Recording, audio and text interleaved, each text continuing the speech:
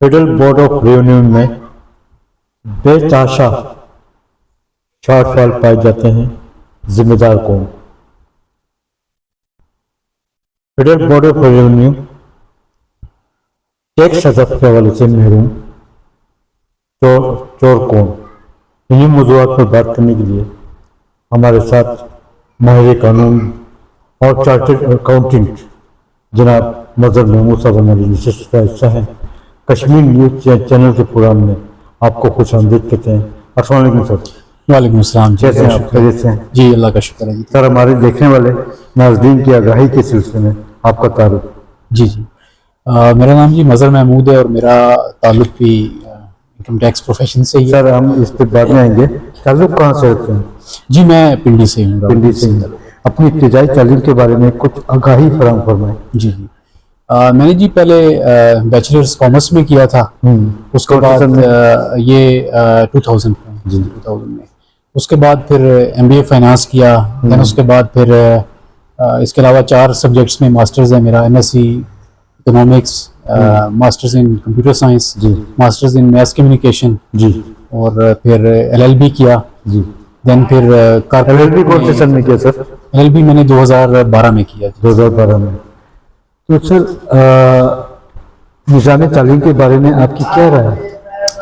देखिए जी, निज़ाम तालीम का अगर मैं ये समझूं तो इंटर तक तो ये तकरीबन रटा के ऊपर बेस कर रहा होता है। जैसे कि जो बंदा मेमोराइजेशन में अच्छा है वही मार्क्स वगैरह ले लेता है, और हमारे यहाँ बदकिस्मती से बेंचमार्क वही है कि जी जिसके बंदे के मार्क्स ज़्यादा हैं समझा जाता है कि शायद इंटेलिजेंट वो है, जबकि एक्चुअली ऐसा नहीं है। तो इसको मेरा ख्याल है कि थोड़ा सा रिवैम्प करने की ज़रूरत है। मुल्क में जो तालीमी निज़ाम पाए जा रहे हैं उनको कैसे दूर किया जाए?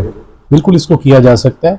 इस पे माहिरीन तालीम पे मुश्तमिल आप एक कमेटी बना सकते हैं, जहाँ पे आप निजी शोबे के भी लें, आप सरकारी शोबे के भी जो बहुत अच्छे लोग हैं यहाँ पे भी आप उनको भी ले लें, और आप दुनिया का इस वक्त जो बेस्ट सिलेबस है, जैसे कि ऑक्सफोर्ड का सिस्टम है या आपको कैम्ब्रिज का सिस्टम पसंद है, तो आप उनमें से अच्छी चीज़ें लेके तो मैं समझता हूँ उसको किया जा सकता है। तालीम पाकिस्तान में आम है, फिर भी 2 से 2.5 करोड़ बच्चा तालीम से महरूम नजर आता है। गरीब के बच्चे का क्या कसूर है?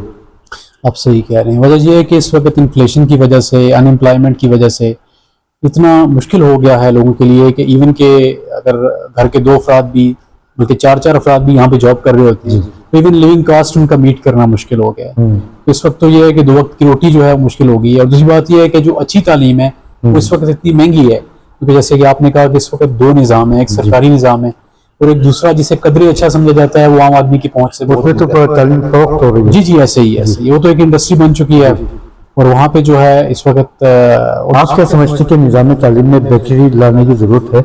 जी यकीनन ज़रूरत है। वजह यह है कि यही तो वजह है कि किसी ज़माने में जब पंजाब यूनिवर्सिटी बनी थी, जब अंग्रेज़ों ने इसे कायम किया था, तो उस वक्त ये एशिया की टॉप 25 में शुमार थी। आज ये 800 में भी नहीं है कहीं पे। एक तरफ आपने LLB किया, दूसरी तरफ आपने CA किया, क्या फर्क महसूस करते हैं दोनों तालीमात में? मेरा ख्याल है कि जो CA का बेसिकली मेरा ICM में है, चार्टर्ड मैनेजमेंट अकाउंटेंसी है, तो उसमें मैं समझता हूँ कि जो ज़्यादा एनालिटिकल अप्रोच फॉलो की जाती है एज कम्पेयर टू LLB, क्योंकि LLB में यही है कि आपने जो चीज़ें हैं वो लॉज हैं उनको मेमोराइज कर लेना है और उसको रिप्रोड्यूस कर देना है। उसमें जो आपका निज़ाम तालीम है वो तज्जियाती नहीं है, एनालिटिकल नहीं है इतना ज़्यादा कि मैं समझूँ कि उस डिग्री के बाद मेरे अंदर कोई ऐसी स्किल आ गई है। ऐसा नहीं है। वो स्किल मैंने जाके प्रोफेशन में ही सीखनी है। जब मैं प्रोफेशन में जाऊँगा, प्रैक्टिकल करूँगा, उस वक्त आएगी। जबकि ICMA का थोड़ा सा एज मैं ये समझता हूँ कि इसमें फिर भी जो आपकी असेसमेंट हो रही है, जो आपको पढ़ाया जा रहा है, वो थोड़ा सा एनालिटिकल है, और इसको थोड़ा सा एज मैं समझूंगा जो कि रिवायती हमारी तालीम है उससे बेहतर है। हमारे ये दोनों इदारे ICMA या CA हैं, ये हमारे जो रिवायती दूसरे इदारे हैं उनसे बेहतर हैं, जो कि कन्वेंशनल MBAs हैं या MCOMs हैं, तो इनको मैं समझता हूँ कि एज हासिल है उनको। आपने जब अपनी करियर का आगाज शुरू किया तो आपके उस्ताद मोहतरम कौन थे? जी मेरे उस्ताद जिनसे मैं मुतासिर था, मैथमेटिक्स जिनसे मैंने पढ़ा था, मैं उनसे बहुत मुतासिर था, क्योंकि मैं समझता हूँ कि उस्ताद वो है जो एक तालिब इल्म के अंदर एक स्पार्क पैदा कर दे सीखने का। तो वो जुस्तजू उन्होंने पैदा की, क्योंकि मैथ जैसा सब्जेक्ट जिसमें मैं बिल्कुल अच्छा नहीं था पहले, तो उसको मैंने समझना शुरू कर दिया कि एक ऐसा सब्जेक्ट जिसको science of time and space कहा जाता है, کہا جاتا ہے کہ یہ مدر آف سائنسز ہے. تو میں سمجھتا ہوں کہ ان سے میں اس لیے متاثر تھا کہ وہ سبجیکٹ کو دنیا کی جو پریکٹیکل ریالٹیز ہیں ان کے ساتھ وہ ریلیٹ کر دیتے تھے. جی یہ جو سائنس ہے، یہ میتھ ہے، ان کا عملی زندگی میں کیا تعلق ہے، آپ نے سوچنا کس طریقے سے ہے. بالکل، کیونکہ علم کی جو انتہا وہ یہی ہے کہ کیا آپ میں کوئی سوچ نہیں پیدا ہوتی ہے یا نہیں، کیا آپ تنقیدی نگاہ سے لوگ چیزوں کو دیکھتے ہیں یا نہیں. اگر یہ نہیں کیا تو پھر میں سمجھتا ہوں ڈگری کا فائدہ نہیں. کبھی آپ کو باہر کی سیاست میں حصہ لینے کا موقع ملا؟ دیکھیں، باہر کی سیاست کا سچی بات ہے میں اپنے آپ کو اس لیے اہل نہیں سمجھتا کہ میں سمجھتا ہوں کہ یہ جو پروفیشن ہے، لیگل پروفیشن، یہ بہت زیادہ ڈیمانڈ کرتا ہے کہ آپ بہت زیادہ اسکلفل ہوں، بہت زیادہ پڑھیں. میں سمجھتا ہوں کہ پہلے آپ ایک اچھے تھورو پروفیشنل بن جائیں، اس کے بعد جب ٹائم ملے تو پھر اس میں سیاست میں آنا چاہیے. ادروائز یہ اتنا ٹائم ٹیکنگ ہے کہ آپ کسی پولیٹیکل پارٹی کا بھی حصہ؟ نہیں، بالکل نہیں. اس میں کبھی آپ کو حکومتی سطح پہ کوئی پیشکش ہوئی؟ نہیں، ایسا کچھ نہیں ہے. پولیٹیکل پارٹی کا میں اس لیے بھی نہیں بنا کہ جو آئیڈیلائز میں کرنا چاہ رہا ہوں پارٹیز کے اندر وہ نہیں ہے اس وقت. کیونکہ ہم نہیں سمجھتے کہ ہم یہ سمجھتے ہیں کہ پارٹی وہ ہو جو واقعی ہمارے اندر ایک ایسی سوچ، ایک ایسی تحریک پیدا کرے جو کہ کسی حقیقی تبدیلی کا باعث بنے. بینچ اور بار میں اکثر تصادمات پیدا ہوتے ہیں، کیوں ہوتے ہیں سر؟ دیکھیں، اس کی وجہ بعض اوقات تو کنفلکٹ آف انٹرسٹ بھی ہو جاتا ہے. مثال کے طور پہ اگر بینچ کی جانب سے کوئی اچھی چیز کرنے کی کوشش کی بھی جا رہی ہے جو شاید دوسرے سائڈ والے سمجھتے ہیں کہ ان کے کوئی کمرشل انٹرسٹ ہیں، اس کے خلاف ہے. تو ایسا بھی ہے کہ جیسے کہ بار کی قیادت منتخب ہونے کے بعد یا تو اپنی ذاتی مفادات کے خاطر جھک جاتی ہے یا بک جاتی ہے، جس کی وجہ سے بینچ اور بار میں تصادمات پیدا ہوتے ہیں. دیکھیں، بار کے یا بینچ کے لوگ بھی یہ بھی اسی سوسائٹی کا حصہ ہیں. جس طرح ہمارے یہاں باقی پروفیشنل باڈیز میں ہوتا ہے، اس طرح میں سمجھتا ہوں ایسی چیزیں ہو سکتی ہیں اس میں. لیکن اچھے لوگ بھی آئے ہیں اس میں، بہت زیادہ بھی آئے ہیں. آج کل دیکھنے میں یہ بھی آ رہا ہے کہ فیس ریڈنگ کا سلسلہ شروع ہو گیا ہے. چہرہ شناسائی کے تحت بینچ وکلا کو سنتی نظر آ رہی ہے، فیصلے کرتی نظر آ رہی ہے. ایسا کیوں ہو رہا ہے؟ اس کو کیسے روکا جا سکتا ہے؟ اس کو میں سمجھتا ہوں اگر آپ نفسیاتی نگاہ سے دیکھیں تو ہر انسان کے اندر ایک پسندیدگی یا ناپسندیدگی کا عنصر ہوتا ہے ضرور. کوئی شخصیت اسے اچھی لگتی ہے، کوئی شخصیت شاید اسے لاجیکل ہونے کے باوجود بھی اچھی نہیں لگتی. تو بالکل یہ بات ہے ایسا. لیکن میں سمجھتا ہوں کہ فیس کے بجائے کیس بھی میٹر کرتا ہے. جہاں پہ لوگ کیس پہ محنت کر کے جاتے ہیں اور میں سمجھتا ہوں ان کے آرگومنٹس جب اسٹرانگ ہوتے ہیں، وہ اپنا کیس اچھی طریقے سے پلیڈ کرتے ہیں تو ان کو انصاف بھی ملتا ہے. اور آئی تھنک میرٹ کے اوپر پھر وہ کرتے ہیں. لیکن دوسری بات بھی ٹھیک ہے، اس کو اگنور نہیں کیا جا سکتا کہ ایسا بھی ہے کہ جہاں پہ میں سمجھتا ہوں کہ میرٹ تھوڑا سا اگنور ہو جاتا ہے تو شاید فیسز آگے بڑھ جاتے ہیں بہت زیادہ. تو سیاسی کلچر کو پاکستان کی عدالتوں سے کیسے ختم کیا جائے؟ دیکھیں، سیاست بذات خود کوئی ایسی بری چیز تو ہے نہیں کہ ہم کہیں کہ جی بالکل ہی وہ ختم ہو جانا چاہیے. میں سمجھتا ہوں کہ سیاست کے اندر آبجیکٹیوٹی کا جو ایلیمنٹ ہے وہ ہونا چاہیے کہ بس جو چیز صحیح ہے اس کو آپ اپوز کریں، جو چیز اچھی ہے چاہے وہ آپ کو مخالف بھی کہہ رہا ہے تو آپ اس کو اپنا لیں. تو باقی سیاست کوئی ایسی بری چیز نہیں ہے. ریونیو کی طرف کیسے رجحان ہوا آپ کو؟ دیکھیں، میرا ایک تو یہ تھا کیونکہ فائنانس بیک گراؤنڈ بھی تھا اس میں، کیونکہ ایم بی اے فائنانس کے بعد پھر میرا ایم ایس فائنانس تھا. پھر اس کے بعد مجھے پی ایچ ڈی اسکالرشپ ملا گورنمنٹ کی طرف سے، تو پی ایچ ڈی بھی کیا میں نے فائنانس میں ساتھ ہی. اس کے بعد پھر یہ پروفیشنل جو اکاؤنٹنسی ہے باڈی ہے آئی سی ایم میں، اس کا بھی پھر مجھے شوق ہوا کہ یہ بھی کیا جائے. تو اس کے ساتھ ساتھ کیونکہ اب یہ میٹرز ایسے ہیں. دوسری بات یہ ہے کہ یہ جو ٹیکس کے قوانین ہیں، اگر آپ ٹیکس کی پریکٹس کو دیکھیں تو اس میں جب آپ کا لا پہ بھی گرپ ہوگی اور آپ فائنینشیل ٹیکس قوانین کیا ہے سر؟ ٹیکس قوانین سے مراد ہماری یہ ہے کہ جو بیسک ہمارا لا ہے انکم ٹیکس آرڈیننس، جو کہ آپ کو یہ ڈیفائن کرتا ہے کہ ہمارا ٹیکس سسٹم کس طریقے سے کام کرے گا، کن کن لوگوں کے اوپر ٹیکس کا نفاذ ہوگا، کس طریقے سے ہوگا. تو ٹیکس قوانین سے میں یہ مراد لے رہا ہوں کہ جو ہمارا لیگل فریم ورک ہے ٹیکسیشن کا، تو اس کو سمجھنے میں سمجھتا ہوں کہ اگر آپ کا فائنانس کا اور ریونیو کا بیک گراؤنڈ ہے تو وہ آپ کو کافی ہیلپ کرتا ہے. Federal Board of Revenue tax کے معاملات کو آپ کس نگاہ سے دیکھ رہے ہیں؟ دیکھیں، فیڈرل بورڈ آف ریونیو کو میں یہ سمجھتا ہوں کہ یہ ایک بہت ہی اہم ادارہ ہے. جو ایک کام اگر اس کو دیکھا جائے تو یہ بہت اچھا کام ہے کہ ایک ریاست کے لیے آپ ریونیو اکٹھا کر رہے ہیں، جس سے ظاہر ہے کہ الٹیمیٹ گول یہی ہوگا کہ اس سے لوگوں کی فلاح کے پروجیکٹس ہوں گے، ریاست کا نظام چلے گا. لیکن اس کی بدقسمتی اس ادارے کے ساتھ یہ ہے کہ اس کا ٹوٹل جو اسٹرکچر ہے وہ بیوروکریٹک ہے rather than being a professional, جبکہ اس کا جو اسٹرکچر ہے وہ پروفیشنل ہونا چاہیے. اب مسئلہ یہ ہے، ایزیوم یہ کیا جاتا ہے کہ کوئی بھی بندہ جو CSS کر کے آتا ہے, جی جسٹ لائک وہ ایک گروپ سلیکٹ کر لیتا ہے کہ ٹھیک ہے جی مجھے ٹیکس گروپ میں یا کسٹم گروپ میں لے جائیں. ہو سکتا ہے کہ اس میں ایم اے ہسٹری کیا ہوا ہو سکتا ہے کہ اس نے ایم اے انگلش کیا ہو, تو آپ نے صرف اس بنیاد پہ یہ ایزیوم کر لیا کہ نہیں جی یہ ہی is good to handle the revenue matters, اور آپ نے اسے انڈکٹ کر لیا. کیا آپ کو شفاف قیادت نظر آتی ہے ملک کی؟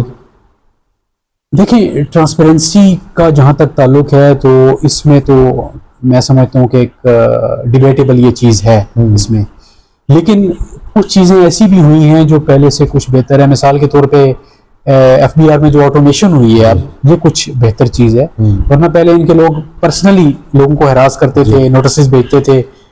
تو اب یہ ہے کہ ایٹ لیسٹ یہ جو سسٹم ہے آئرس کا, اس کو آپ کہتے ہیں کہ ہیومن لیس ایک سسٹم ہو گیا ہے, اس سسٹم کے ذریعے اس کو نوٹس عوام ریلیف چاہتی ہے, عوام ریلیف چاہتی ہے, حل کیا ہے؟ دیکھیے ریلیف بالکل اس کا حل یہ ہے کہ ٹیکس سسٹم کو سادہ سے سادہ کیا جائے. جب آپ ٹیکس سسٹم کو اتنا زیادہ کمپلیکس بنا دیں گے کہ ایک عام آدمی, میں سمجھتا ہوں کہ جس کی بالکل ایک سادہ سی انکم ہے, چھوٹی سی انکم ہے, اس کو بھی جو اپنا گوشوارہ پور کرنے کے لیے ایک کنسلٹنٹ کی ضرورت محسوس ہوگی اور فیس کے پے کرنا پڑے گی, تو یہ بات مناسب نہیں ہے. آپ اس کو اتنا سادہ بنا دیں اور اتنا سہل کر دیں اور ٹیکس ایجوکیشن کو اتنا زیادہ کریں, فائنینشیل لٹریسی کو عام کریں, تاکہ ایک عام آدمی کم از کم اپنا وہ خود سے کر سکے. بڑھتی ہوئی مہنگائی کو کیسے قابو کیا جا سکتا ہے؟ دیکھیں مہنگائی کے بیسیکلی دو عوامل ہوتے ہیں. انفلیشن کی جو دو قسمیں, ایک ہے کاسٹ پش انفلیشن اور ایک ہے ڈیمانڈ پول انفلیشن بیسیکلی. اب مسئلہ یہ ہے کہ آبادی بڑھنے کے ساتھ ساتھ کیونکہ ڈیمانڈ سائڈ بھی بڑھ رہی ہے, ڈیمانڈ سائڈ کے بڑھنے کی وجہ سے اب مسئلہ یہ ہو رہا ہے کہ آپ کو سپلائی بڑھانے کے لیے زیادہ کہ زیادہ لیبر انگیج کرنا پڑے گا, اس سے آپ کی ویجز کے اوپر پریشر آئے گا اور ویجز بڑھیں گی. ریونیو میں انڈر فائلنگ میں شارٹ فال پایا جا رہا ہے, کیوں؟ دیکھیں ریونیو میں شارٹ فال کا ایک وجہ تو یہ ہے کہ کیونکہ IMF کے ٹارگیٹس ہم نے میٹ کرنے ہیں. IMF نے بہت زیادہ میں سمجھتا ہوں کہ ہائی ٹارگیٹس بھی اسائن کر دیے ہیں. اس کی ایک وجہ یہ بھی ہے کہ آپ کی معیشت کا, بہت سے ایکسپرٹس کا تو یہ بھی کہنا ہے کہ شاید ہماری صرف ٹوٹل اکانومی کا 20% جو ہے وہ ڈاکومنٹڈ ہے, باقی 80% ایسی اکانومی ہے, بلیک اکانومی, جہاں پہ پیسہ آ تو رہا ہے, جا بھی رہا ہے, لیکن اٹس ان ریکارڈیڈ. تو آپ کی نظر میں ٹیکس چور کون ہے؟ دیکھیں ٹیکس چور یہ ہے کہ یقیناً محکمے کا بھی اس میں ہاتھ ہے. مثال کے طور پہ سیل ٹیکس میں ہم نے یہ دیکھا ہے کہ پنڈی کے اچھے آؤٹ لیٹس بھی ہیں جہاں پہ رسیدیں جاری نہیں کی جا رہی, یا جہاں پہ ڈپلیکیٹ رسیدیں دی جا رہی ہیں.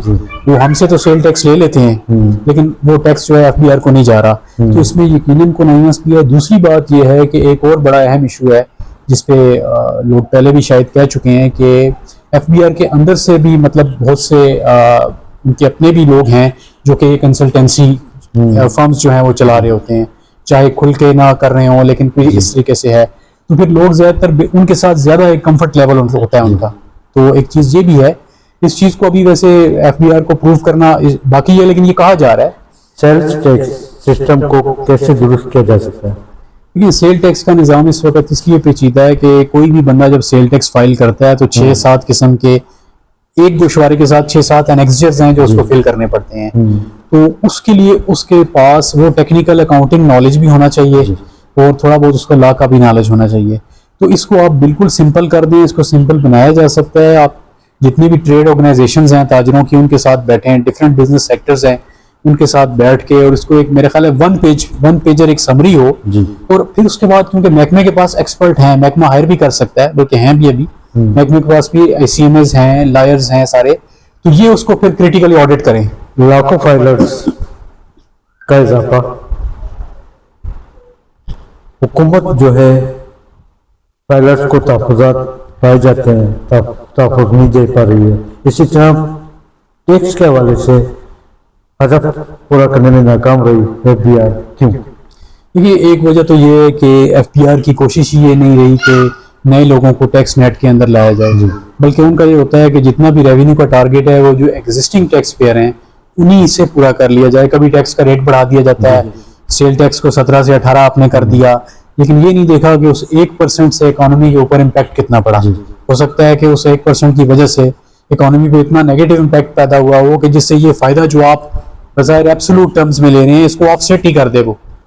تو FBR میں بے تحاشا خامیاں پائی جا رہی ہیں. چیف کمشنر سے لے کے نیچے تک کا طبقہ نوٹس جاری کر دیتے جو ٹیکس پے کر رہا ہے, اس کا حل کیا ہے آپ کے پاس؟ دیکھیں اس میں یہ ہے کہ جیسے میں نے کہا کہ بیسیکلی یہ CSP افسران ہوتے ہیں زیادہ تر, اور شاید ان کی ٹریننگ میں یہ شامل ہے کہ جب تک آپ کوورژن یا انڈیو انفلوئنس اس طرح کا کر کے لوگوں کو مطلب کوئرس کر کے آپ نے کوئی چیز کرنی ہے، اس کے بجائے اگر اس میں پروفیشنل کیڈر کے سارے لوگ آ جائیں جو کہ ایف بی آر کو ایک میں سمجھتا ہوں کہ ہیومن فرینڈلی ادارہ بنائیں، جس کے ساتھ لوگ لائزون کرنا، جس کے ساتھ میں سمجھتا ہوں وہ خوشی محسوس کریں، اور ایف بی آر بھی بتائے کہ جی دیکھیں آپ کا یہ ٹیکس سسٹم ہے، اس کے یہ بینیفٹس ہیں آپ کریں، بجائے اس کے کہ ہراس کرنے کے ان کو اس کو آسان بنائے، سیمینارز منعقد کرے۔ اب ایف بی آر عوام کے ساتھ اس طرح سے کنیکٹڈ نہیں ہے، اور سب سے بڑی وجہ یہ بھی ہے کہ ان کا کوئی اس طرح سے میڈیا ونگ نہیں ہے، شاید پی آر ونگ ان کا کمپیوٹر سسٹم موجود ہے، چیک اینڈ بیلنس نظر نہیں آتے، جس کی وجہ سے یہ نوٹسز جاری ہوتے ہیں۔ نیٹ کا سلسلہ کیسے فعال کیا بنایا گیا؟ نیٹ سے مراد آپ کی نیٹ سسٹم، جیسا کہ آپ یہ دیکھ رہے ہیں کہ جو نوٹسز ایشو ہو رہا جی ایسے ہی ہے۔ اس کے حوالے سے دیکھیں نوٹسز آج کل زیادہ تر الیکٹرانکلی وہ ایشو کر دیتے ہیں، انٹرنیٹ کے اوپر، آر ایس کے اوپر وہ کر دیتے ہیں۔ اب اس میں مسئلہ یہ آتا ہے کہ بیچارہ ایسا ٹیکس پیئر لیٹ سے کہ جس نے کوئی ٹیکس کنسلٹنٹ بھی ہائر نہیں کیا اور وہ بیچارہ وہ کمپیوٹر لٹریسی بھی نہیں ہے، اس کے لیے تو بڑا مشکل ہو جاتا ہے۔ پہلے ہارڈ فارم میں جب نوٹس جاتا تھا تو چلیں وہ کسی کو دکھا کے یا خود جواب بنا کے وہ پیش کر دیتا تھا۔ اب ایک بوٹل نیک یہ بھی ہے کہ دیکھیں ڈیجیٹل ٹرانسفارمیشن بڑی اچھی چیز ہے، لیکن ہم نے یہ بھی تو دیکھنا ہے کہ ہم نے لوگوں کو ایجوکیٹ کتنا کیا ہوا ہے۔ ابھی لوگوں کا وہ لیول نہیں ہے کہ 100% لوگ آپ یہ زیوم کر لیں کہ جی آپ نے آر ایس پہ ایک چیز بھیجی اور وہ اس کو کمپلائی کر لے گا، تو یہ مشکل ہے۔ ابھی میرا خیال ہے کہ انہیں وہ ہارڈ فارم میں ڈیجیٹل کی بات سے آپ کی digital income, online services, solar panel پر ٹیکس کیوں لگایا ہے سر؟ دیکھیں سولر پینل پہ ٹیکس کا جو ہے، ایک تو آپ نے جو کہا ہے سولر انسٹالیشن پہ یا سولر ایز اے پروڈکٹ کے اوپر؟ نہیں، پروڈکٹ پہ تو ٹیکس لگانے ان کی یہ وجہ تھی کہ ظاہر ہے کہ جب اس کی اتنی زیادہ لوگوں کے اندر سولر اڈاپشن جب آ گئی تو انہوں نے کہا کہ یہ بھی سورس ہو سکتا ہے، کیونکہ وہ یہی دیکھ رہے ہوتے ہیں کہ جتنی زیادہ، جیسے اب انہوں نے جب لوگوں نے مہنگے ایجوکیشنل انسٹیٹیوشن میں پڑھانا شروع کیا، انہوں نے ٹیوشن فیس پہ بھی ایڈوانس ٹیکس لگا دیا، جس ادارے میں 1 لاکھ روپے سے زیادہ پر سیمسٹر فی ہوگی تو وہ ایڈوانس ٹیکس بھی پے کرے گا۔ سب سے زیادہ ٹیکس جو ہے عوام اور بزنس کمیونٹی پے کرتی ہے، لیکن ان کی تحفظات پائے جاتے ہیں، تحفظات کو کیسے دور کیا جائے؟ دیکھیں تحفظات کو صرف اسی صورت میں دور کیا جاتا ہے کہ بیسیکلی دیکھیں ایک فریز ہے کہ نو ٹیکسیشن وداؤٹ ریپرزنٹیشن۔ جب عوام محسوس کریں گے کہ واقعی یہ جو ٹیکس ہم دے رہے ہیں یہ واقعی ہم ہی پہ خرچ ہو رہا ہے، تو میرا خیال ہے کہ ٹیکس منی کا ایک سمپل سا حساب جو ہے گورنمنٹ کو بھی دینا چاہیے کہ جی آپ سے ہم نے اتنا کلیکٹ کیا ہوا ہے اور یہ دیکھیں اتنا پیسہ جو ہے واقعی خرچ ہوا ہے، اور وہ خرچ ہوتا ہوا نظر بھی آئے، تو میرا خیال ہے پھر لوگ بھی کمپلین نہیں کریں گے۔ نئے بجٹ میں کہا جا رہا ہے کہ عوام کو دوبارہ انفلیشن ٹیکس کی طرف لے جایا جائے گا، ایسا کچھ ہے؟ انفلیشن ٹیکس سے کیا مراد آپ سمجھتے ہیں؟ انفلیشن ٹیکس یعنی کہ مزید ٹیکسز آگے لے کے جا رہی ہے حکومت۔ دیکھیں مزید ابھی تو یہ پریزمپشن ہی ہے، ابھی ظاہر ہے کہ جب تک بجٹ آتا نہیں ہے، فائنلائز نہیں ہوتا، اس پہ کچھ کہنا جو ہے مناسب نہیں ہے، لیکن میرا خیال ہے کہ شاید بجٹ آنے کے بعد ہی جب فائنانس بل آئے گا ہمارا، اس کے بعد اس پہ تبصرہ کیا جا کیا آپ سکتا ہے۔ سمجھتے ہیں کہ ہول سیلر پر بھی نیا ٹیکس لگے گا؟ نہیں، ہول سیلر پہ آلریڈی موجود تو ہے، ٹیکسز ہیں ان کے اوپر، مزید ٹیکس لگیں گے؟ میرا نہیں خیال، کیونکہ یہ لوگ کنسلٹ بھی کرتے ہیں اس سے پہلے، کیونکہ ہمارے ٹریڈ آرگنائزیشنز ہیں، کافی زیادہ انفلوئنس ہے ان کا بھی، گورنمنٹ کے اوپر بھی ہوتا ہے، ویسے بھی ٹریڈ باڈیز کا ہوتا ہے، تو یہ لوگ ان سے پہلے کنسلٹ ضرور کرتے ہیں۔ بجٹ کے موقع پر حکومت جو ہے بزنس کمیونٹی کے ساتھ چیمبرز کو اعتماد میں لیتی ہے؟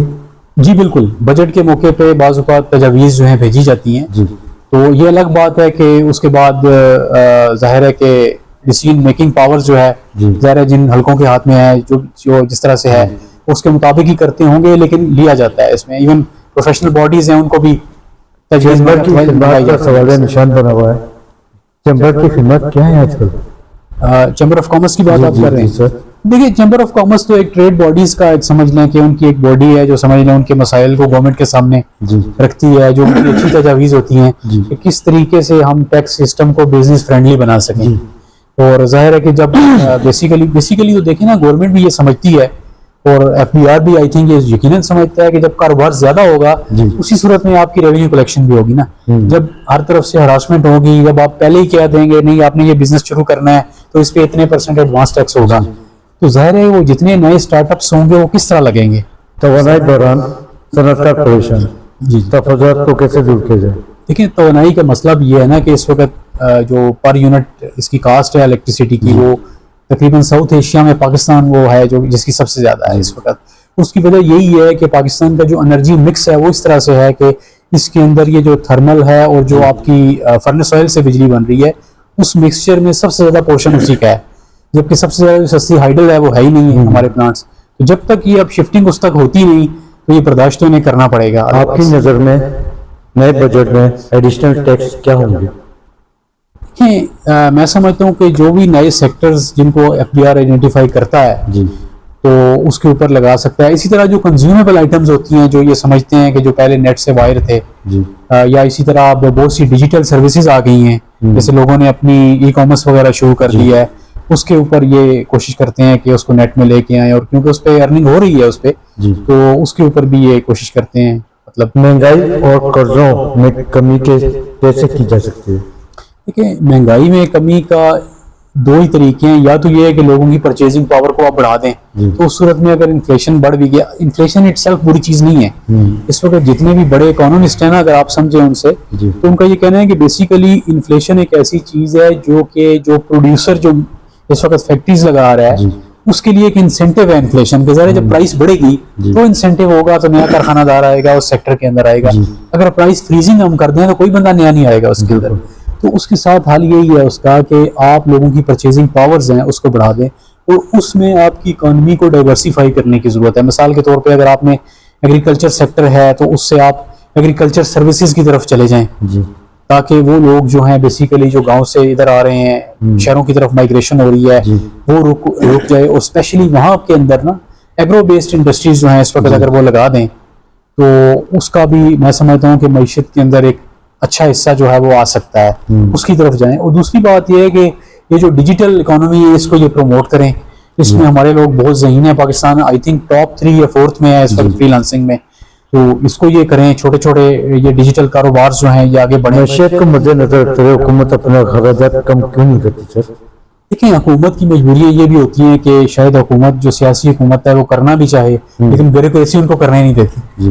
مثال کے طور پہ ابھی ایف پی آر میں انہوں نے 65 گاڑیاں خریدی ہیں جو نئے چیئرمین آئے ہیں, تو اس پہ ایون سینٹ میں اور بہت زیادہ اس پہ تنقید بھی کی گئی, لیکن انہوں نے کہا نہیں ہم نے خریدنی ہے, دینی ہے نئے آفیسرس کو کہ ان کے لیے ضروری ہے کہ جو آپریشنل ڈیوٹیز ہیں ان کی سیل ٹیکس کی اس کے لیے ضروری ہیں, تو انہوں نے مناسب سمجھا ہوگا, انہوں نے لے لی اس طرح سے. IMF کی نئی شرائط کیا ہے؟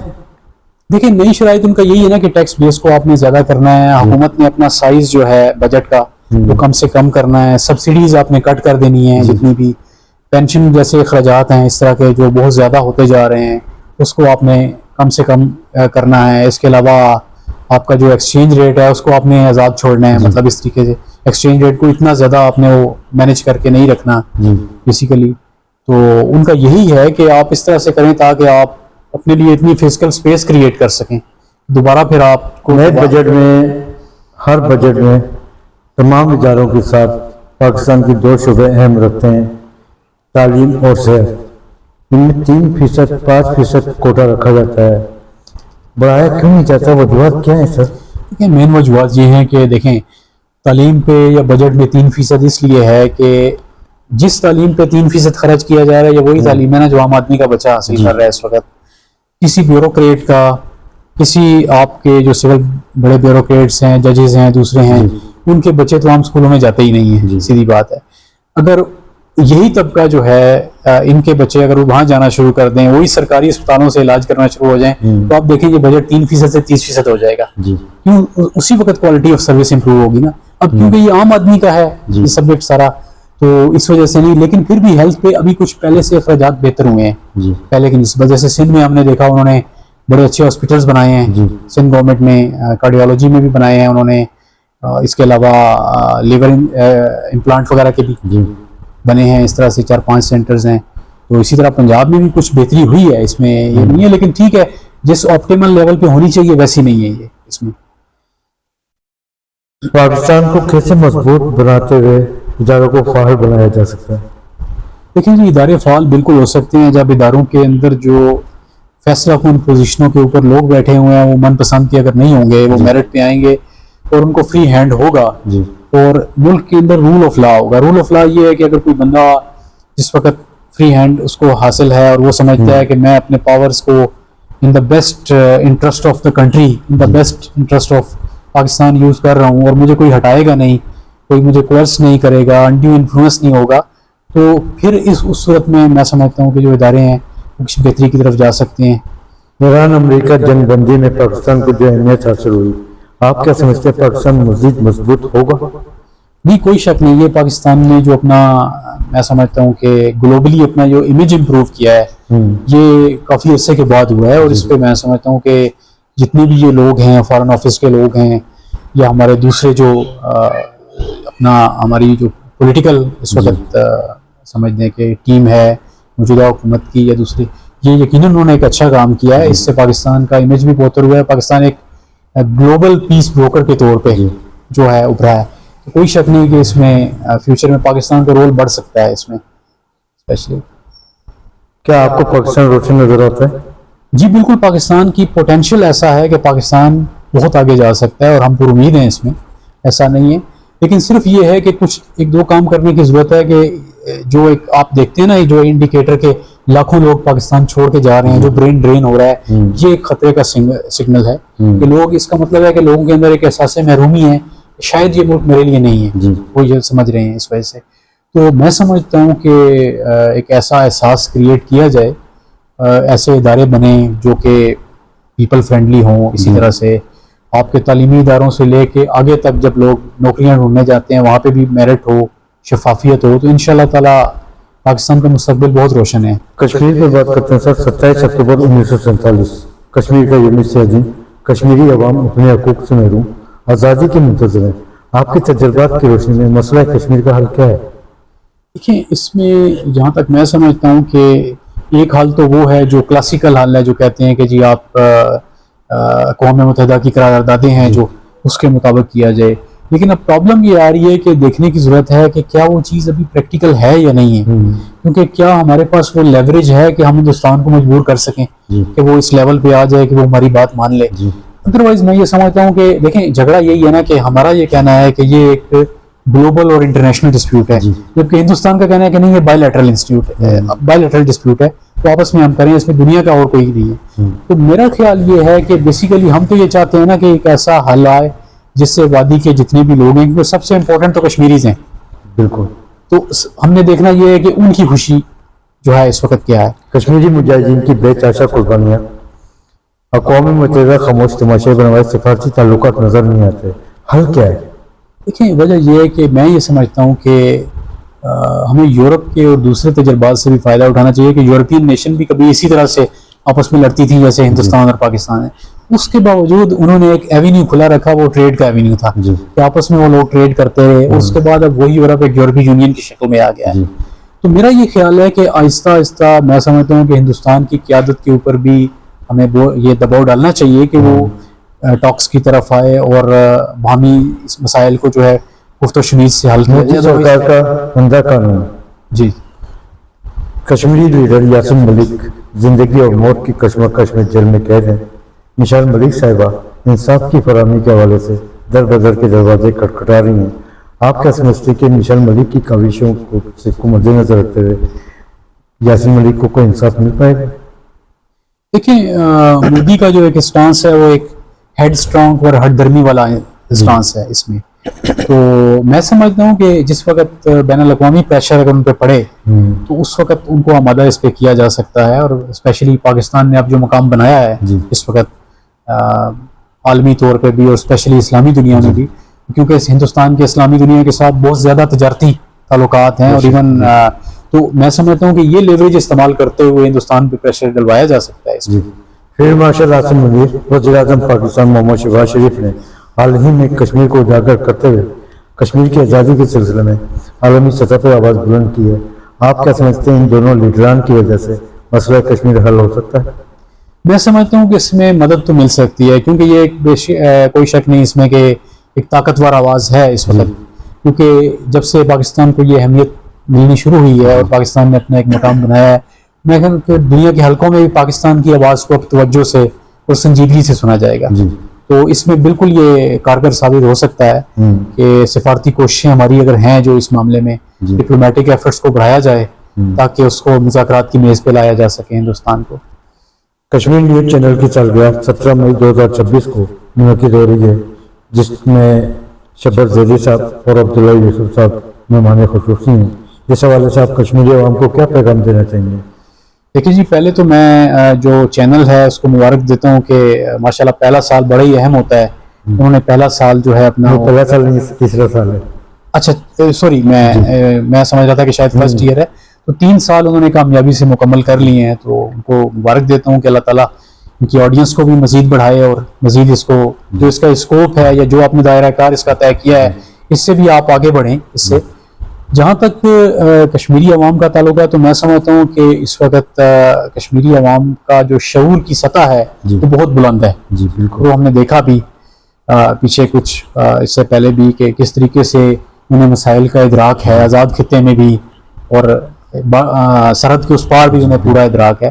اور میں سمجھتا ہوں کہ کشمیری اس وقت جو آپ سمجھیں کہ اوورسیز کشمیری ہیں اس وقت، جیسے کہ آپ کی امریکہ میں ہیں یا اس کے علاوہ لندن وغیرہ میں، یورپ وغیرہ میں، وہ اس میں بڑا کردار ادا کر سکتے ہیں کیونکہ وہ بڑی اچھی پوزیشنوں پہ بھی ہیں. تو وہ اس مسئلے کو اجاگر کرنے میں وہ کرتے بھی ہیں بہت دفعہ. تو بلکہ کشمیر امریکن کونسل کا بھی ہوا کرتی تھی، شاید ابھی بھی ہے. تو غلام نبی فائی صاحب کا نام ہم سنتے تھے، اس طرح اور بھی تھے بہت سارے. تو اس طرح کے لوگ جو ہیں وہ بہت زیادہ اس کو اجاگر کر سکتے ہیں. اور کوئی شک نہیں کہ اگر وہ زیادہ ایفرٹ کریں تو پاکستانی اور کشمیری مل کے ہم ہندوستان کو اس مقام پہ لے آئیں کہ جہاں پہ وہ واقعی بات چیت کرنے پہ آمادہ ہو جائے. اس پہ آپ کے خیال میں کشمیر بنے گا پاکستان؟ میرا خیال ہے کہ یہ بالکل ممکن ہے. تو جو بھی خطے کی عوام کی اس میں ہے، جو ان کی مرضی ہے، میرا خیال ہے کہ اس کو ہمیں کرنا چاہیے، اسی کو احترام کرنا چاہیے. اور پاکستان انشاءاللہ اس کو ظاہر ہے کہ دیکھے گا، احترام کرے گا اس کے مطابق. بہت شکریہ سر آپ کا وقت دینا، بڑی نوازش. بہت شکریہ جناب.